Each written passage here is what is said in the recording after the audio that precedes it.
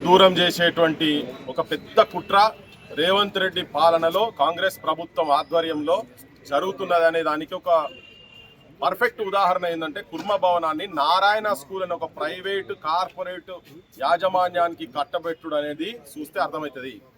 ముఖ్యంగా గత ప్రభుత్వము ఈ భూమి ఇచ్చింది 5 ఎకరాల భూమి ఇచ్చింది ఏంటంటే ఇక్కడ ఒక అడ్డా ఒక షెల్టర్ కుర్మలకు అంటే దాదాపు 32 కులాల పైన వాళ్లకు ఇక్కడ వాళ్ళకి ఏంటంటే హైదరాబాద్ లో ఒక అడ్డా లేదు, చదువుకుంటందుకు హాస్టల్స్ లేవు, చాలా ఇబ్బందుల పాలవుతున్నారు. కాబట్టి ఇక్కడ విద్య గురించి అన్ని కులాలకు ఇచ్చారు, కొందరికి ఇంకా కంప్లీట్ గా వాళ్ళకి ఇవ్వలేదు. కానీ వచ్చిన వాళ్ళ దానివల్ల గొల్ల కుర్మలకు సంబంధించినటువంటి ముఖ్యంగా కుర్మోళ్లకు సంబంధించినటువంటి దాంట్లో ఇక్కడ ఎవరిదంటే ఆ కులమోళ్ళ తోటే వాళ్ళ చేతిలో గడపార పెట్టి వాళ్ళ గుండెల మీద కొడుతున్నారు, వాళ్ళ కులపోల గుండెల మీద. అది ఎవరు బీర్లాయలే రూపంలో ఆయననే ముంగటుండి ఆయనే గతంలో దీన్ని వ్యతిరేకించిండు, దాన్ని ప్రైవేట్ సంస్థలకు ఇవ్వద్దని చెప్పని వ్యతిరేకించిండు. కానీ ఇప్పుడు ఏమైంది, ఆయననే ముంగడ పెట్టి ఇప్పుడు ఎమ్మెల్యే ఆయన్నే పెట్టేసి వీళ్ళని దోషులుగా చిత్రీకరించేటట్టుగా చేసి రేవంత్ రెడ్డి ప్రభుత్వం దాన్ని నారాయణ ఇన్స్టిట్యూట్స్ కు కట్టబెట్టింది.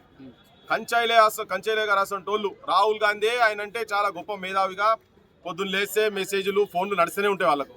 తన లెటర్ రాసినా కానీ తనకు కూడా ఖాతిరిదారి లేదు గవర్నమెంట్లో. ఆయన సపోర్ట్ చేసిండుగా ఇంతకుముందు కేసీఆర్ వ్యతిరేకంగా కాంగ్రెస్ వస్తేందుకు ఆయన ఇంటెలెక్చువల్స్ కావచ్చు, తెలంగాణ సమాజాన్ని కిందోలను చాలా మందిని ఒక్కటి చేస్తుంటే తన కృషి కూడా ఉండే. ఆయన ఈవెన్ బీసీ మంత్రి పొన్నం ప్రభాకర్ తోటి కూడా మాట్లాడితే కూడా ఆయన చెప్పిండట కూడా గట్టిగా చెప్తే మళ్ళీ ఆయన దగ్గరికే మళ్ళీ రాయబారం పంపి ఏదో ఒకటి చేసి ఆయన పెద్ద మనిషిని ఒప్పిండ్రని చెప్పని ఏదో కథలు పడుతున్నాడు. కానీ ఆయన ఒప్పుకునే పరిస్థితి లేదు, కులం కూడా ఒప్పుకునే పరిస్థితి లేదు. ఇప్పుడు ఎట్లయితే ఇక్కడ కొంతమంది ఆధిపత్య కులాలకు సంబంధించినటువంటి వాళ్ళు 1918లో ఇక్కడ రాజబహదూర్ వెంకటరామరెడ్డి హాస్టల్స్ ఇక్కడ పెట్టిండ్రు, రెడ్డి హాస్టల్ ఫర్ మెన్, ఆడవాళ్ళకు కూడా పెట్టిండ్రు. చదువే చక్కగా ఈ కింది కులాలకు రాని టైంలోనే 1933లోనే ఈ వైఎంసీఏ దగ్గర విమెన్ హాస్టల్ కూడా పెట్టించిండు. దాంతో వాళ్ళు చాలా అంటే అన్ని రంగాలలో ముందట్టుకున్నారు.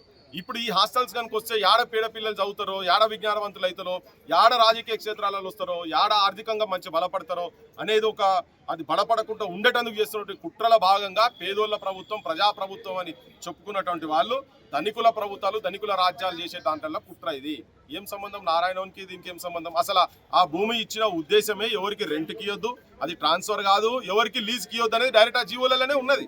అవన్నిటిని పక్కకు పడేసి ఈ పెదవంచి రేవంత్ రెడ్డి వచ్చి ఉన్నదాన్ని తీసుకుపోయి కార్పొరేట్ చేతులలో పెట్టి రెంట్లట. ఇలా ఎవరి వాటా ఎంతనో తెలియదు. ఆయన ముఖ్యమంత్రి రేవంత్ రెడ్డి వాటా ఎంత తెలియదు, కాంగ్రెస్ పార్టీకి రాహుల్ గాంధీకి ఎంత పంపుతున్నాడో మనకు ఎరకలే. కానీ ఇక్కడ జరుగుతున్నటువంటి కుట్ర ఏంటంటే వీళ్లకు కురుమోళ్ళకి ఇచ్చినట్టు గుర్రల కాసి అడవిలో తిరిగేటువంటి కురుమోళ్లకు చదువుకోవాలని మంచి ఉద్దేశంతో ఇచ్చినటువంటి బంగ్లా మళ్ళీ కట్టించి కూడా గవర్నమెంట్ పైసలు ప్రజల పైసలతోనే కట్టించిన తర్వాత కూడా దాన్ని తీసుకొని నారాయణ శ్రీ చైతన్య ఇటువంటి ఇన్స్టిట్యూట్లకు ఇచ్చడం అనేది చాలా దుర్మార్గం, దౌర్భాగ్యం. ఇది మంచిది ఏంటంటే కులంలో ఉన్నటువంటి కొంతమంది మొదలే మేల్కొన్నారు, తొలికోడి కూసినట్టుగా. మిగతా కులాలు కూడా ఇప్పుడు ఇది పెట్టినాక మిగతా కులాలు కూడా అన్నిటినే చేస్తారు.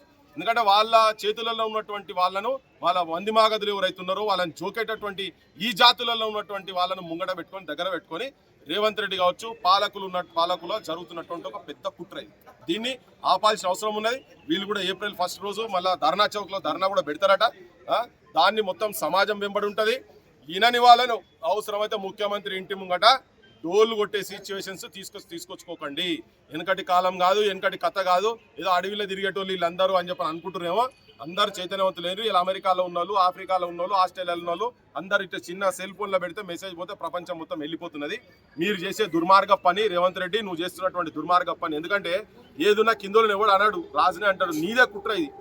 వీళ్ళని చదువుకోనియకుండా చేయాలంటే కుట్ర నీది ఉన్నది. వీళ్ళకు భూములు ఉండదు, చదువు ఉండదు, ఎప్పుడు పాష్ పని చేయాలి, గొర్రెలు కాయాలి, బర్రెలు మేపాలి, మీకు పాలు పోయాలి, కూరగాయలు పండియాలి, వ్యవసాయం చేయాలి, మీకు చెప్పులు కుట్టాలి, గిట్నే ఉండాలి ఈ జాతులు. అందుకనే ఇచ్చిన వాటిని కూడా నువ్వు మళ్ళీ ఆర్థికంగా బలపరిచేందుకు చేస్తున్నటువంటి ప్రయత్నం.